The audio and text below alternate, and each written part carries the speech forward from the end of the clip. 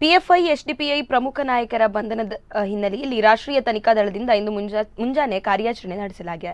SDPI ರಾಜ್ಯ ಕಾರ್ಯದರ್ಶಿ Shafi Bellare, PFI ಮುಖಂಡ ಇಬ್ರಾಹಿಂ ಶಾರನ್ನು ಬಂಧಿಸಿದ ಎನ್ಐಎ ಇನ್ನೋರ್ವ ಎಸ್ಡಿಪಿಐ ಮುಖಂಡ ಇಕ್ಬಾಲ್ ಬೆಳ್ಳಾರೆಯನ್ನ ಬೆಂಗಳೂರಿನಲ್ಲಿ ವಶಕ್ಕೆ ಪಡೆದಿದ್ದಾರೆ.